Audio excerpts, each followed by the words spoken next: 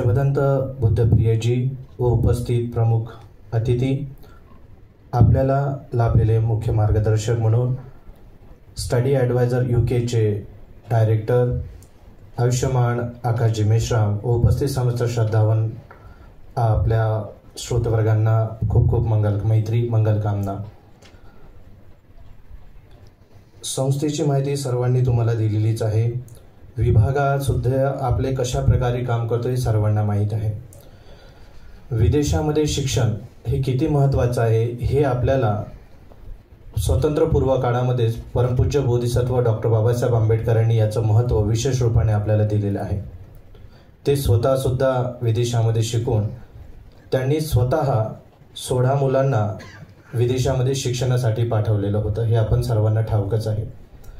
म्हणून हा पायंडा पूर्वीपासूनचाच आहे आणि आपली जी फाउंडेशन आहे, आम्ही शैक्षणिक जीवन शिकताना मुलांना कसे उंच शिक्षण करण्याकरता कसं जावं, विभूषित कसे व्हावं याकरिता आम्ही ती पाऊल पुन्हा नव्याने पूर्वरतपासून चालू करत आहोत। यापूर्वी आम्ही या संस्थेच्या माध्यमातून श्रीलंका या ठिकाणी कल्चरल धार्मिक प्रोग्राम, धार्मिकतेचं शिक्षण घेण्यासाठी, बुद्धिस्ट स्टडी कल्चर शिकण्यासाठी मुलांना चिवर घेऊन ते भिक्षू बनवून त्यांनी तिथे शिक्षण कसं घ्यावं फ्री ऑफ कॉस्ट आज तिथे आम्ही जवळपास 20 ते 25 मुलं पाठवलेली आहेत।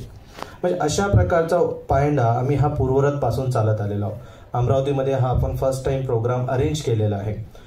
कसं आहे की बऱ्याच विद्यार्थ्यांना परदेशामध्ये शिक्षण घेण्याची कल वाढत आपल्याला आता इथून दिसून पडते आहे का नाही। प्रत्येक जणाला असं वाटतं की आपण विदेशामध्ये जावं, कुठेतरी शिक्षण घ्यावं, उच्च विभूषित व्हावं। म्हणून अनेक विद्यार्थी परदेशामध्ये शिक्षण घेण्यासाठी मनात स्वप्न बाळगतात आणि ते स्वप्नांना परिपूर्ण करण्यासाठी आपण हा प्रोग्राम आयोजित केलेला आहे। परदेशात शिक्षण घेणं हा एक संपन्न करणारा अनुभव असतो, कारण यामुळे विद्यार्थ्यांना त्यांच्या शिक्षणाची सीमा वाढवण्याची आणि स्वतंत्र आयुष्य जगण्याची, संवेदनशील होण्याची आणि मिश्र संस्कृतीचा नाजूक भावना समजून घेण्याची परिपूर्ण संधी उपलब्ध होते। हे जोडून घेणे आणि जागतिक मानसिकता दर्शवते। जर आम्हाला परदेशात शिक्षण घेण्याचा रस असेल तर याचा अर्थ असा आहे की परदेशात शिक्षण घेण्यासाठी आम्हाला तिथे जाऊन तुमची शैक्षणिक उद्दिष्टे साध्य करावी लागेल।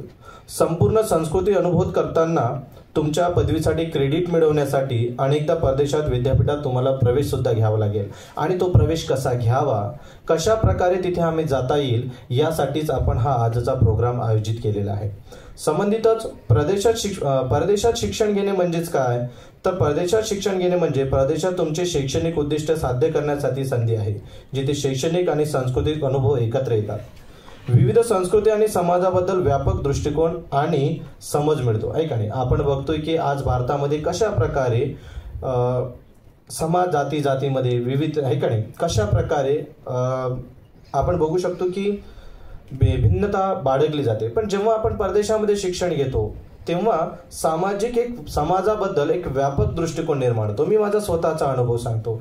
मी गेल्या जूनमध्ये श्रीलंकेला 6 महिने होतो, पण ज्या वेळेला मी तिथे होतो तिथे असताना काही ब्राह्मण कम्युनिटीचे काही व्यक्ती आलेत जे श्रीलंका भ्रमंतीसाठी आले होते। मी त्यावेळेला ट्रिंकोमल्लीला राहत होतो।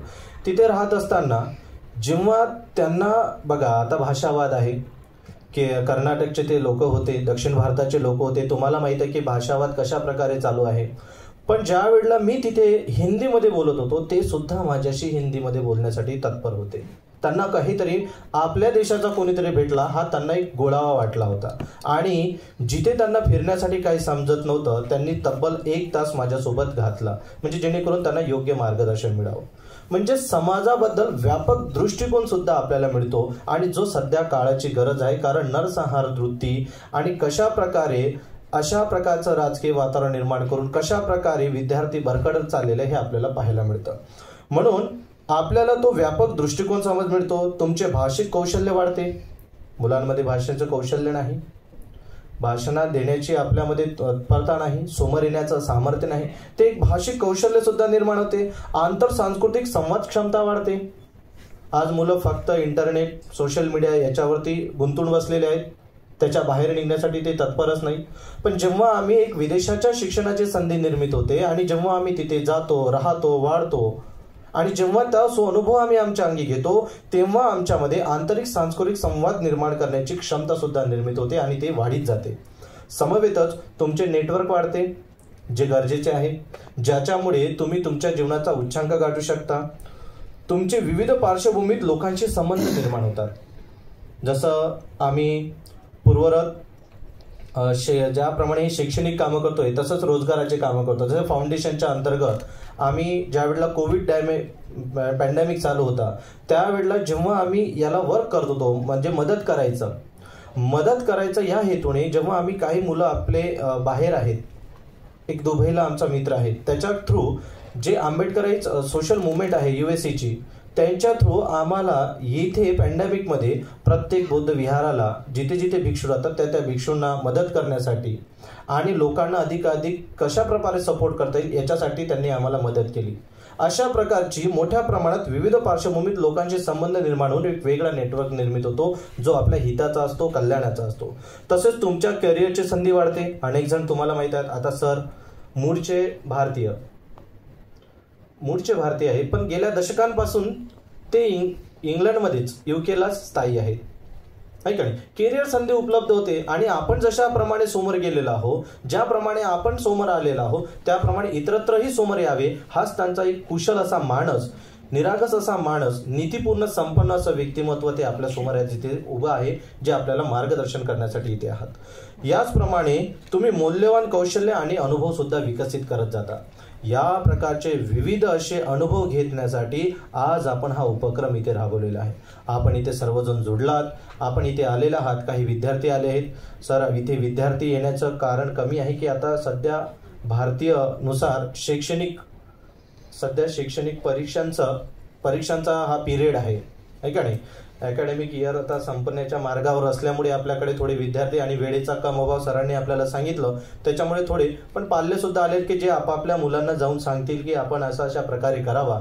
या प्रकारचा हेतू घेऊन आपण इथे आलेलो आहोत. असे उपक्रम आपण वारंवार राबवणार आहोत. गेल्या एका दशकापासून आपण हा उपक्रम सतत राबवत राहतो. अमरावतीमध्ये आपण हा प्रथमतः उपक्रम राबवलेला आहे. याच्या बाहेर आम्ही राबवलेला आहे. गुजरात, UP या भागामध्ये आपण हा उपक्रम सातत्यपूर्ण ठेवत राहतो. अधिकाधिक याच्यामध्ये वाढीव कशी निर्माण होईल, अधिकाधिक आपण कसं याला समोर जाऊ याच्याकडे आपण वाटचाल करूया. आणि तुम्हा सर्वांसाठी मनोकामना, मंगलकामना करतो, मंगलमैत्री करतो आणि माझे 2 शब्द इथे संपवतो. सर्वांना